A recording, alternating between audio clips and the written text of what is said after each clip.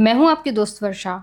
एक बार फिर से आपका हमारे चैनल स्पिरिट ऑफ इम्बाइब के प्लेटफॉर्म पर स्वागत करती हूं। हमने अपनी पिछली वीडियो में धर्मवीर भारती के महत्वपूर्ण नाटक अंधा युग से संबंधित बहुत से ज़रूरी तथ्यों को देखा था। आज की वीडियो में हम विद्वानों जैसे कि आलोचक और लेखकों द्वारा साहित्य इतिहास की जो भी किताबें हैं उसमें अंधा युग से संबंधित जो महत्वपूर्ण कथन कहे गए हैं उनको जानेंगे तथा अंधा युग से संबंधित जो प्रश्नोत्तरी पूछी गई हैं प्रीवियस पेपर्स में और जिनके आने की संभावना लगातार बनी रहती है उन्हीं प्रश्नों को भी आज हम देखेंगे। सबसे पहला कथन हम जिनका देखेंगे वह हैं धर्मवीर भारती। किसी भी लेखक का अपनी किसी रचना के संबंध में कहा गया कोई भी कथन बहुत ही ज़्यादा महत्वपूर्ण माना जाता है, तो इस कथन को आप ध्यान से देख लीजिएगा। धर्मवीर भारती के अनुसार दास्ता, कुंठा, पराजय, संशय, उदासी ये सब मानव में अंतर्निहित अंधत्व के सूचक हैं जो बार बार उभर आता है, किंतु इससे घबराने या कतराने की आवश्यकता नहीं है। इन्हीं के बीच सत्य की ज्योति छिपी है। लेखक के अनुसार यह कथा ज्योति की है अंधों के माध्यम से। यह जो अंतिम पंक्ति है यह बहुत ज़्यादा महत्वपूर्ण है, इसको आप ध्यान रखिएगा। अगला कथन देखेंगे डॉक्टर नगेंद्र का। इस कथा को चुनने का मूल प्रयोजन युद्धजन्य वर्तमानकालीनता को प्रासंगिकता देना है, किंतु इसकी उपलब्धि केवल वर्तमान के कारण नहीं है, बल्कि जब जब युद्ध होगा ऐसी ही अवसादपूर्ण त्रासद स्थितियां उत्पन्न होंगी और विघटित मूल्यों के संदर्भ में मनुष्य को नए मूल्यों की तलाश करनी होगी। अगला कथन भी डॉक्टर नगेंद्र का ही है। देखिए, डॉक्टर नगेंद्र के अनुसार अंधा युग एक सशक्त आधुनिक त्रासदी है और प्रभु के मृत्यु के बाद तो त्रासद परिवेश और भी गहरा हो जाता है। वस्तुतः यह तनावों का नाटक है। ये पंक्ति देखिए, बहुत महत्वपूर्ण है। वस्तुतः यह तनावों का नाटक है, संघर्ष का नहीं, और नाटकीयता तनावों में ही होती है। कभी कभी ऐसा होता है कि इस तरह की पंक्तियां दे दी जाती हैं, बहुत सारे ऑप्शंस जो दे दिए जाते हैं। आपने देखा होगा नेट में या आरपीएससी या यूपीएससी के बहुत सारे ऐसे पेपर आने लगे हैं जिनमें इस तरह के प्रश्न पूछे जाते हैं कि देखिए अंधा युग के संदर्भ में कौन कौन सी पंक्ति सही है या कौन कौन सी पंक्ति गलत है। इस तरह की पंक्तियां जो हैं तब काम आती हैं, इनको याद रखिएगा।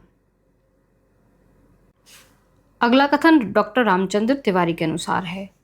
डॉक्टर रामचंद्र तिवारी के अनुसार अंधा युग में महाभारत के विध्वंसात्मक अवसान की पटभूमि पर आज के लक्ष्यहीन, दृष्टिहीन, कुंठित और नैराश्यपूर्ण जीवन सत्य का उद्घाटन किया गया है। यह कथन भी महत्वपूर्ण है। अगला कथन देखिए है धर्मवीर भारती का। ये जो वन लाइनर कथन होते हैं ना, ये सबसे ज़्यादा महत्वपूर्ण होते हैं क्योंकि ये याद करने में भी आसान होते हैं और जो प्रश्न पत्र बनाते हैं उनके लिए भी आसानी से खोजने के लिए आसान होते हैं। देखिए अगला है, बच्चन सिंह ने धर्मवीर भारती के अंधा युग को उनकी समस्त कृतियों का शिखर कहा है।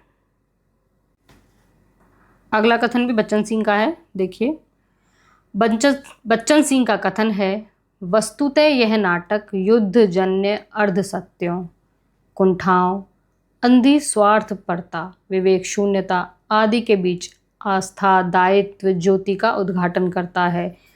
अंधों के माध्यम से यह ज्योति नाट्य है। इस पंक्ति को देखिए और जो लेखक ने कही थी ये देखिए, मैं आपको दिखा देती हूँ एक बार। यह कथा ज्योति की है अंधों के माध्यम से। और ये वाली पंक्ति क्या है, अंधों के माध्यम से यह ज्योति नाट्य है।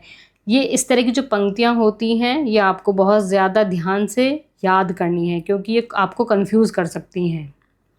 यह विचित्र युद्ध था, किसी की भी जय नहीं हुई। विजय केवल अंधेपन की होती है। शुभ और कोमल पराजित होते हैं। सभी युद्धों की यही परिणति है। इसमें ईश्वर की भी मृत्यु होती है। उसका स्थान क्या ले लेता है? व्यक्ति का उत्तरदायित्व लेता है। अगला कथन है, बच्चन सिंह अपनी पुस्तक हिंदी साहित्य का दूसरा इतिहास में लिखते हैं कि इस गीति नाट्य की रचना के मूल प्रेरक हैं पाश्चात्य महायुद्ध और भारत पाक युद्ध और अस्तित्ववादी व्यक्तिवाद और शास्त्रीय दायित्व, इसको भी पूछा जा सकता है कथनों में। जैसे मैंने आपको बताया था पीछे कि इस गीति नाट्य की रचना के मूल प्रेरक क्या क्या हैं, ये 4 पॉइंट्स बताए गए। इनमें से कोई 3 पॉइंट्स दे करके आपको चौथा कोई और पॉइंट बता दिया जाएगा और आपको उसमें से सही या गलत चुनाव करने के लिए पूछा जाएगा। तो याद रखिएगा, पाश्चात्य महायुद्ध, भारत पाक युद्ध, अस्तित्ववादी व्यक्तिवाद, शास्त्रीय दायित्व। अगला कथन है रामस्वरूप चतुर्वेदी का। अंधा युग इस रचना आंदोलन के आरंभिक दौरान लिखा गया एक युग काव्य है जिसमें समकालीन जीवन के मूल्यगत विभ्रम को महाभारत कालीन कथा के बीच से अंकित किया गया है। नाटक और काव्यों के तत्वों को समायोजित करके इस रचना में जीवन और संस्कृति के बुनियादी प्रश्नों को उठाया गया है। ये महत्वपूर्ण पंक्ति है। नाटक और काव्यों के तत्वों को समायोजित करके इस रचना में जीवन और संस्कृति के बुनियादी प्रश्नों को उठाया गया है। आस्था, सत्य, मर्यादा, नैतिकता जैसी परंपरित शब्दावली से जूझकर कवि ने नए युगबोध को विकसित करने का प्रयत्न किया है। रचना की वास्तविक शक्ति कहाँ पर है? कृष्ण और अश्वत्थामा के चरित्रों की टकराहट से उपजती है। अंधा युग बनाम आस्था, पूरी रचना का संघर्ष यही है। रामस्वरूप चतुर्वेदी की ये दोनों पंक्तियाँ बहुत ज़्यादा महत्वपूर्ण है। यहाँ से लेकर के यहाँ तक आप याद रखिएगा कि रचना की वास्तविक शक्ति कहाँ है? कृष्ण और अश्वत्थामा के चरित्रों की टकराहट से उपजती है। अंधा युग बनाम आस्था, पूरी रचना का संघर्ष है। इसको ऐसे ही पूछा जा सकता है कि अंधा युग बनाम आस्था, पूरी रचना का संघर्ष है। यह है अंधा युग के बारे में किस आलोचक या किस लेखक की स्थापना रही है। अगला कथन देखिए, प्रोफेसर वासुदेव सिंह का। इन्होंने हिंदी साहित्य का समीक्षात्मक इतिहास लिखा है। उसमें लिखा है कि लेखक ने महाभारत के कथानक के आधार पर युद्ध से उत्पन्न समस्याओं का चित्रण किया। बहुत ही सरल ये इन्होंने कथन कहा है, लेकिन जितना ही सरल है ये उतना ही महत्वपूर्ण भी माना जा सकता है।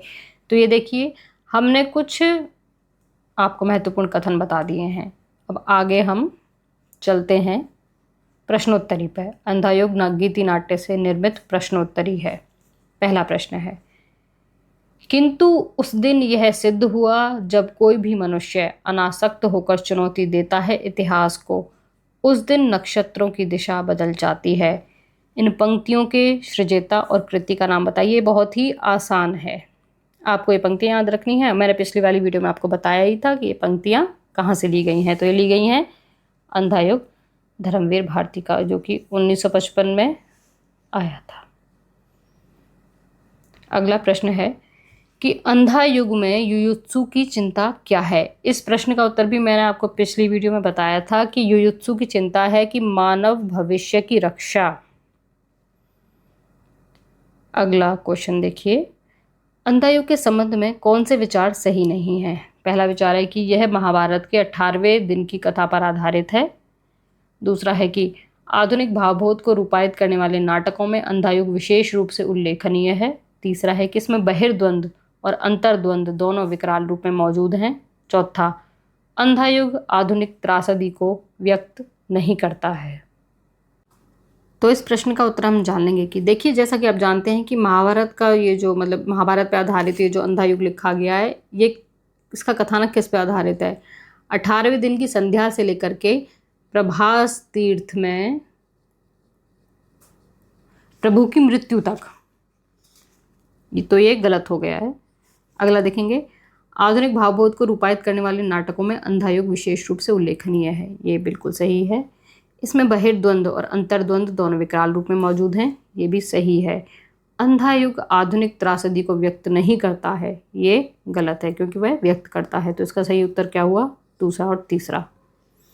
अगला प्रश्न है, सूची 1 के साथ सूची 2 का मिलान कीजिए। हमको बताना है कि इसमें कौन से नाटक की कौन सी शैली है। तो अंधेर नगरी आप जानते हैं प्रहसन है। अंधा युग क्या है? मैंने आपको बताया था गीति नाट्य है। ध्रुव स्वामिनी समस्या मूलक नाटक है। और आगरा बाजार लोकनाट्य शैली। तो इसका सही उत्तर होगा बी। अगला प्रश्न है, अंधायुग का वह कौन सा पात्र है जो अभिशप्त जीवन जीने को बाध्य है? तो इसका सही उत्तर है अश्वत्थामा। अंधायुग में कुल कितने अंक हैं? तो मैंने आपको बताया था कि अंधायुग में कुल 5 तो अंक हैं और 8 भाग हैं। तो इसको बिल्कुल भी गलत मत कीजिएगा। देखिए 5 भी ऑप्शन में है और 8 भी ऑप्शन में है, तो सही ऑप्शन क्या है? 5 अंक है। अगला प्रश्न है, अंधायुग के विषय में कौन सा कथन गलत है? पौराणिक आख्यान द्वारा आधुनिक युग की अनास्था, संत्रास, कुंठा अंकित की गई है। ये बिल्कुल सही है। वैयक्तिक स्नेह और स्वार्थ का शासक अंधेपन का परिचय देता है। ये भी बिल्कुल सही है। ये धृतराष्ट्र के द्वारा दर्शाया गया है नाटक में। इसके द्वारा कृष्ण भक्ति की प्रतिष्ठा की गई है। ये बिल्कुल गलत है। युद्ध की अंतिम परिणति पूरी मानवता को ध्वस्त कर देती है, यही युयुत्सु की चिंता है। तो इसका सही उत्तर क्या है? स। अंधायुग नाटक की समस्या क्या है? पारिवारिक समस्या नहीं, उसमें कौरव और पांडवों के युद्ध के माध्यम से परिवार के बीच जो द्वंद्व है उसको दर्शाया गया है, लेकिन ये सही नहीं है। युद्ध और उसके बाद की समस्या, ये बिल्कुल ठीक है। सामाजिक समस्या नहीं, राजकाज की समस्या, ये भी गलत है। इसका सही उत्तर क्या हुआ? ब। अगला प्रश्न, अंधायुग में प्रतिहिंसा का प्रतीक पात्र कौन सा है? पहला गांधारी, दूसरा कृतवर्मा, तीसरा दुर्योधन और चौथा अश्वत्थामा। तो सही उत्तर है अश्वत्थामा। अश्वत्थामा क्या है? प्रतिहिंसा का प्रतीक पात्र। अगले प्रश्न पर चलते हैं। अगला प्रश्न है कि अंधायुग में कृष्ण को प्रभु नहीं वंचक किसने कहा है? संजय ने, गांधारी ने, धृतराष्ट्र ने या अश्वत्थामा ने? तो अंधायुग में कृष्ण को प्रभु नहीं वंचक किसने कहा है? गांधारी ने। तो इसका सही उत्तर क्या हुआ? ब। गांधारी ही कृष्ण को श्राप देती हैं। अगला प्रश्न है, धर्मवीर भारती के अंधायुग से संबंधित कौन सा कथन गलत है? इन शब्दों को ध्यान रखिएगा, कभी कभी ये शब्द मिस हो जाते हैं जिसकी वजह से क्वेश्चन गलत हो जाते हैं। कौन सा कथन गलत है? यह एक गीति नाट्य है, ये तो बिल्कुल ठीक है, जिसमें महाभारत युद्ध के प्रारंभ को आधार बनाया गया है। देखिए यहाँ पर कथानक की बात जो की गई है वो गलत की गई है। युद्ध के 18वें दिन से लेकर के प्रभास तीर्थ में कृष्ण की मृत्यु तक का जो बात है वो कथानक है इसका। इसमें समकालीन समस्याओं को रचनात्मक स्तर पर उठाया गया है, बिल्कुल सही। इसमें युद्ध जनित अर्ध सत्यों, कुंठाओं, अंधी स्वार्थपरता और विवेक शून्यता के बीच आस्था, दायित्व और ज्योति का भी उद्घाटन किया गया है, ये भी बिल्कुल ठीक है। इसमें ईश्वर की भी मृत्यु हो जाती है और उसका स्थान व्यक्ति का उत्तरदायित्व ले लेता है। ये हमने पिछले कथन, ये जो परिभाषाएं, जो कथन थे लेखकों के और आलोचकों के, ये तीनों, ये वाला और ये वाला रामस्वरूप चतुर्वेदी की परिभाषा में से उठाए गए हैं, जो कि मैंने आपको बताया था। अगला प्रश्न है, अंधायुग के निम्न कथा गायन का शीर्षक क्या है? तो हमें कुछ पंक्तियां दी गई हैं नीचे। संजय से सुनते सुनते युद्ध कथा हो गई सुबह, पाकर यह गहन व्यथा गांधारी पत्थर थी, उस श्रीहत मुख पर जीवित मानव सा कोई चिन्ह न था। तो ये पूछा गया है, ये कथा गायन का शीर्षक क्या है? इसको साधारण भाषा में अगर कहा जाए तो यह जो पंक्तियां हैं ये कौन से अंक से ली गई हैं? तो ये ली गई हैं अश्वत्थामा का अर्धसत्य। आपको अंक तो याद ही होंगे, मैंने बताया था कि 8 भाग हैं और 5 अंक हैं, तो मैं आपको अंकों के नाम बता देती हूँ। पहला है कौरव नगरी, दूसरा है पशु का उदय, तीसरा अंक क्या है? अश्वत्थामा का अर्धसत्य, चौथा क्या हुआ? गांधारी का शाप, और 5वां है विजय एक क्रमिक आत्महत्या। इन अंकों के नाम आप लिख लिख कर याद कर लीजिए, यही सबसे ज़्यादा कारगर तरीका होता है किसी भी चीज़ के सीक्वेंस को याद करने का। अगला प्रश्न है, किसने कहा तुम पशु हो, तुम पशु हो, तुम पशु हो? यह अश्वत्थामा को किसने कहा था? व्यास ने। यह अश्वत्थामा से कहा गया है, इसको याद रखिएगा। अगला प्रश्न है, किसका अभिमान टूटा? मैंने कहा था कभी मुझे बाहें मत दो, फिर भी मैं घेरे रहूँगा तुम्हें। मुझको मत नयन दो, फिर भी देखता रहूँगा। मुझको मत पद दो, लेकिन तुम तक मैं पहुँच कर रहूँगा प्रभु। आज वह सारा अभिमान मेरा टूट गया। यह कथन है संजय का। देखिए, पिछली वीडियो में हमसे थोड़ी सी गलती हो गई थी, हमने इसे विदुर का कथन बता दिया था, जबकि यह संजय का कथन है, तो इसको आप करेक्ट कर लीजिएगा। अगला प्रश्न है, अश्वत्थामा छद्म वेश धारण करके क्या देखने गया था? पहला है एक पूरा आदमी, दूसरा है विदुर और याचक का युद्ध, तीसरा है कृतवर्मा और बलराम का युद्ध, और चौथा है दुर्योधन और भीम का युद्ध।